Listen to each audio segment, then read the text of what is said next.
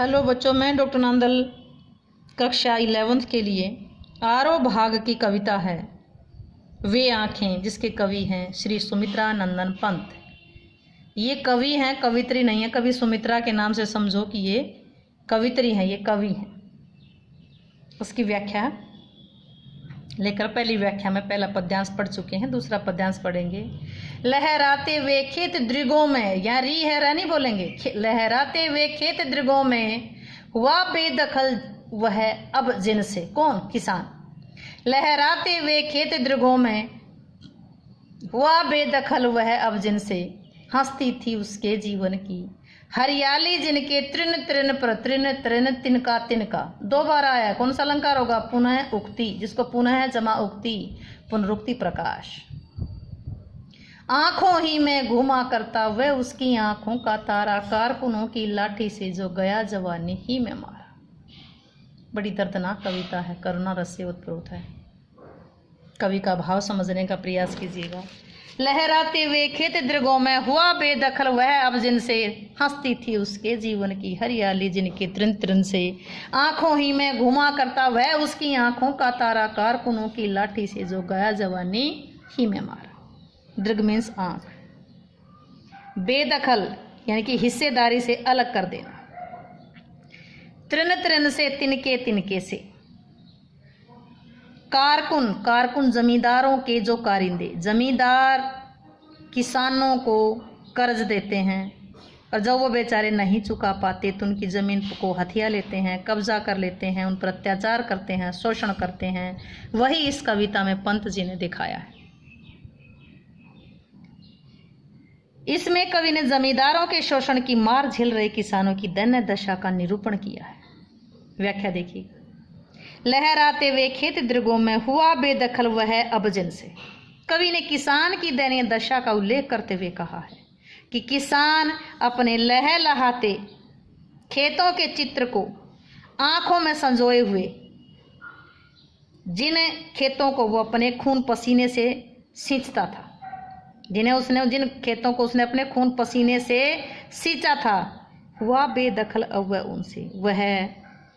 उनसे बेदखल कर दिया गया। अर्थात उस जमीन को किसने हथिया लिया? जमींदार ने हथिया लिया। जमींदार ने उस जमीन पर अपना कब्जा कर लिया, किसान को बेदखल कर लिया, अर्थात जमींदार ने उस किसान के खेत छीन लिए। हंसती थी उसके जीवन की हरियाली जिनके तृण तृण से। जब कभी उसके पास खेत होते थे, जब किसान के पास कभी खेत होते थे तो लहलहाते खेतों में खड़ी फसलों के तिनके तिनके, लहलहाती खड़ी फसलों के तिनके तिनके में किसान के जीवन की हरियाली भी हंसती थी। जब उसके खेतों में फसल खड़ी होती थी, उसके प्रत्येक तिनके तिनके में, उसके प्रत्येक तिनके में उसके जीवन की हरियाली हंसती थी। कहने का मतलब ये है कि लहलहाते खेतों को देख करके किसान खुश होता था।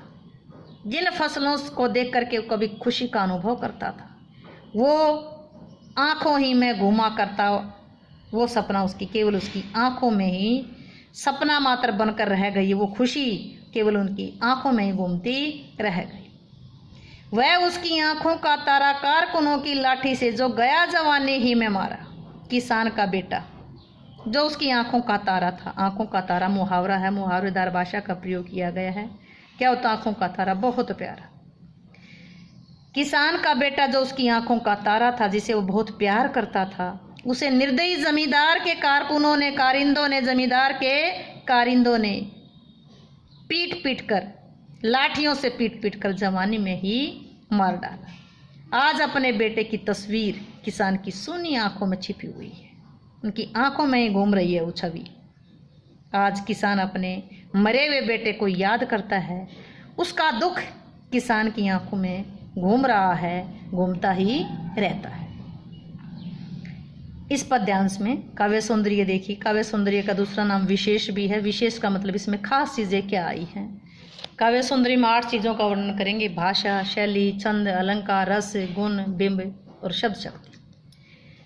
तो सबसे पहले इसमें वर्णन क्या किया कि किसान की दयनीय दशा का सजीव चित्रण किया गया है। भाषा तत्सम तद्भव शब्दों से युक्त शुद्ध साहित्यिक खड़ी बोली, मुहावरेदार भाषा का प्रयोग किया गया है। उदाहरण कौन सा आया था? आंखों का तारा। उर्दू के शब्दों का प्रयोग हुआ है। शैली चित्रात्मक है। छंद मुक्त है। मुक्त छंद कहो, छंद मुक्त कहो। अलंकार पुनरुक्ति आया है त्रिन त्रिन में। अनुप्रास आया है। तारा, मारा, यहाँ स्वर मैत्री आया है। जो लास्ट का स्वर मिलता है वहाँ स्वर मैत्री अलंकार होता है। भाषा, शैली, छंद, अलंकार, रस, करुणा रस है। करुणा रस के साथ माधुर्य गुण है। दृश्य, बिंब और अभिधा शब्द शक्ति है। उम्मीद है कि आपको व्याख्या समझ आई होगी। व्याख्या समझ आई हो तो वीडियो को शेयर करें, चैनल को सब्सक्राइब करें।